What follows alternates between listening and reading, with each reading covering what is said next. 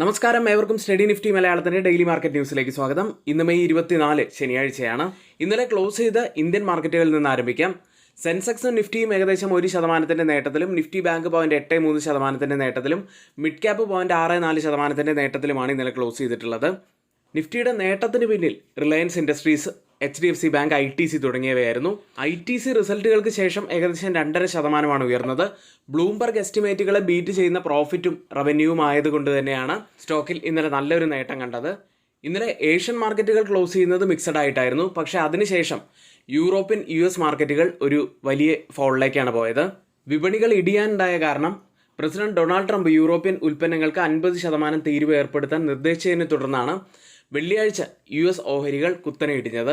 ഇൻഡീസസിലേക്ക് വന്നാൽ ഡൗ ജോൺസ് 0.61% ഇടിഞ്ഞു, S&P 500 0.67%, Nasdaq 1% മുകളിൽ നഷ്ടത്തിലുമാണ് ഇന്നലെ ക്ലോസ് ചെയ്തിട്ടുള്ളത്. ഇന്നലെ US കൂടുതൽ നഷ്ടമുണ്ടാക്കിയ സെക്ടറുകൾ S&P 500 technology, communication services, consumer discretionary സ്റ്റോക്കുകളായിരുന്നു. ഇന്നലെ US പ്രസിഡന്റിന്റെ ഭാഗത്തു നിന്നും മറ്റൊരു ആഘാതമുണ്ടായത് ഐഫോണുകൾക്കായിരുന്നു. അമേരിക്കയിൽ നിർമ്മിക്കാത്ത ഐഫോണുകൾക്ക് US വിൽക്കുന്ന ഐഫോണുകൾക്ക് 25% താരിഫ് ഏർപ്പെടുത്തണമെന്ന് ഡൊണാൾഡ് ട്രംപ് മുന്നറിയിപ്പ് നൽകിയതിനെ തുടർന്ന് ആപ്പിളിന്റെ ഓഹരികൾ ഇന്നലെ 3% ഇടിഞ്ഞു. ഇന്നലെ പ്രധാനപ്പെട്ട മെഗാ ക്യാപ് സ്റ്റോക്കുകളെല്ലാം ഇടിയുകയുണ്ടായി. Amazon, Nvidia, Meta platform, Tesla തുടങ്ങിയവയെല്ലാം 1% വരെ ഇടിഞ്ഞു. ഇനി മറ്റൊരു കാര്യമുള്ളത്, ആർക്കെങ്കിലും നമ്മുടെ പെയ്ഡ് എഡ്യൂക്കേഷൻ ടെലഗ്രാം ചാനലിൽ ജോയിൻ ചെയ്യാൻ താല്പര്യമുണ്ടെങ്കിൽ വെറും 799 രൂപയ്ക്ക് നിങ്ങൾക്ക് ഒരു മാസത്തേക്ക് ജോയിൻ ചെയ്യാവുന്നതാണ്. നിരവധി സ്റ്റോക്കുകളെ കുറിച്ചുള്ള എക്സ്ക്ലൂസീവ് ആയിട്ടുള്ള നമ്മുടെ എഡ്യൂക്കേഷണൽ വ്യൂസ് നമ്മളവിടെ ഷെയർ ചെയ്യുന്നതാണ്. അത്തരത്തിൽ ആർക്കെങ്കിലും ജോയിൻ ചെയ്യാൻ താല്പര്യമുണ്ടെങ്കിൽ തൊട്ടുമുകളിലെ വാട്സപ്പ് നമ്പറിൽ മെസ്സേജ് അയച്ച് ജോയിൻ ചെയ്യാവുന്നതാണ്. ഇനി ആർക്കെങ്കിലും നമ്മുടെ ഓൺലൈൻ ഓഫ്ലൈൻ ബാച്ചുകളിൽ ജോയിൻ ചെയ്യാൻ താല്പര്യമുണ്ടെങ്കിലും തൊട്ടുമുകളിലെ ഇതേ വാട്സപ്പ് നമ്പറിൽ തന്നെ മെസ്സേജ് അയയ്ക്കുക. ഒരു മാസത്തേക്കാണ് കോഴ്സിന്റെ ഡ്യൂറേഷൻ വരുന്നത്. 3000 രൂപയാണ് ഫീസ് ആയിട്ടുള്ളത്. ഈ കോഴ്സിൽ നമ്മൾ കവർ ചെയ്യുന്നത് ഫണ്ടമെന്റൽ അനാലിസിസ്, ടെക്നിക്കൽ അനാലിസിസ്, കൂടാതെ ട്രേഡിംഗ് സൈക്കോളജി, അങ്ങനെയുള്ള ഒരുപാട് കാര്യങ്ങളിലൂടെയാണ് ഈ കോഴ്സ് കടന്നു പോകുന്നത്. അപ്പോൾ അടുത്ത ബാച്ചിൽ ആർക്കെങ്കിലും ജോയിൻ ചെയ്യാൻ താല്പര്യമുണ്ടെങ്കിൽ ഇപ്പോൾ തന്നെ ഒന്ന് മെസ്സേജ് അയച്ച് സീറ്റ് ബുക്ക് ചെയ്തെടുക്കുക. യൂറോപ്യൻ മാർക്കറ്റുകളിലേക്ക് ഇന്നലെ യൂറോപ്യൻ മാർക്കറ്റുകൾക്കെതിരെ 50% താരിഫ് ചുമത്തുമെന്ന് ഡൊണാൾഡ് ട്രംപ് പറഞ്ഞതോടെ യൂറോപ്യൻ മാർക്കറ്റുകളും ഇടിയുകയുണ്ടായി. ഫ്രാൻസ് മാർക്കറ്റും ജർമ്മൻ മാർക്കറ്റും ഏകദേശം 1.5% മുകളിലാണ് ഇടിഞ്ഞത്. UK മാർക്കറ്റ് FTSE മാത്രം 0.24% ഇടിവ് രേഖപ്പെടുത്തി. ഇനി ക്രിപ്റ്റോ കറൻസിയിലേക്ക് വന്നാൽ ബിറ്റ്കോയിൻ വലിയ നേട്ടത്തിന് ശേഷം ഒരു 3.5% ഇടിവുണ്ടാക്കി. ഇപ്പോൾ $107,000 ട്രേഡ് ചെയ്യുന്നത്. വീണ്ടും ഗ്ലോബൽ ടെൻഷനുകൾ വർദ്ധിച്ചു വരുന്നതോടെ ഗോൾഡ് പ്രൈസുകൾ നേട്ടമുണ്ടാക്കുകയാണ്. ഇന്നലെ 2% നേട്ടമാണ് ഉണ്ടാക്കിയത്. US പ്രസിഡന്റിന്റെ താരിഫ് ഭീഷണി തന്നെയാണ് ഇന്നലത്തെ ഉയർച്ചയ്ക്ക് കാരണമായത്. ഇന്നലത്തെ കേരളത്തിലെ ഗോൾഡ് പ്രൈസ് പവന് 71,520 രൂപയാണ്.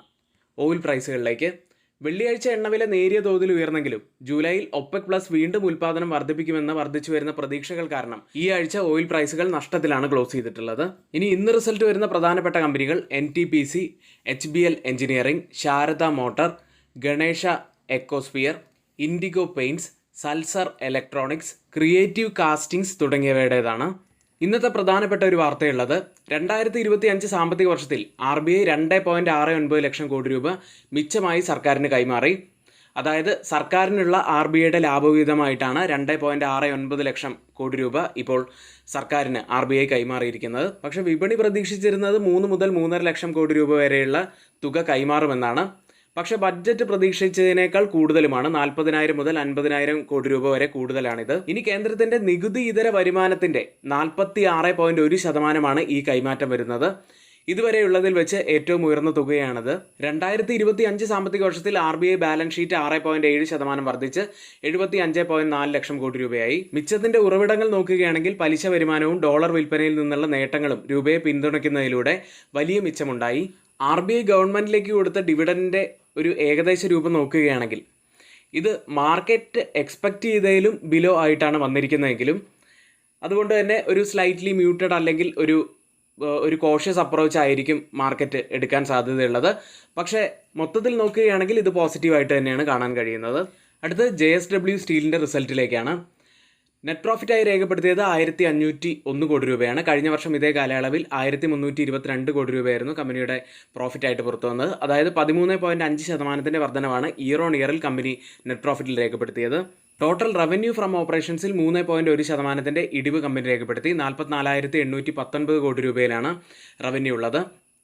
ഇനി കൺസോളിഡേറ്റഡ് ക്രൂഡ് സ്റ്റീൽ പ്രൊഡക്ഷനിൽ 6.3 മില്യൺ ടണ്ണായിട്ടാണ് ഇപ്പോൾ വന്നിരിക്കുന്നത്.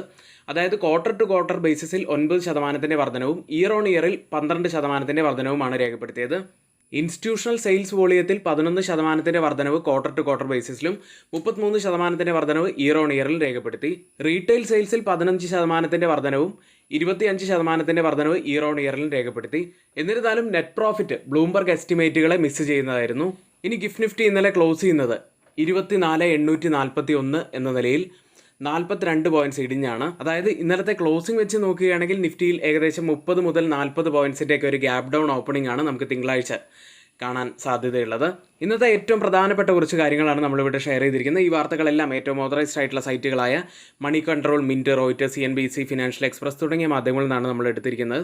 മറ്റുള്ളവയെല്ലാം നമ്മുടെ വ്യൂസ് മാത്രമാണ്, ഒരിക്കലും റെക്കമെൻഡേഷൻ അല്ല. നിങ്ങളുടെ എഡ്യൂക്കേഷണൽ പർപ്പസിന് വേണ്ടിയാണ് അതിവിടെ ഷെയർ ചെയ്തിട്ടുള്ളത്. ഇനി ആർക്കെങ്കിലും പുതിയൊരു ഡിമാറ്റ് അക്കൗണ്ട് ഓപ്പൺ ചെയ്യണമെന്നുണ്ടെങ്കിലും ലിങ്ക് നമ്മൾ ഡിസ്ക്രിപ്ഷൻ ബോക്സിൽ നൽകിയിട്ടുണ്ട്. എങ്കിൽ ഇന്നത്തെ ഈ വീഡിയോ ഇവിടെ പൂർത്തിയാവുന്നു. ഏവർക്കും നന്ദി.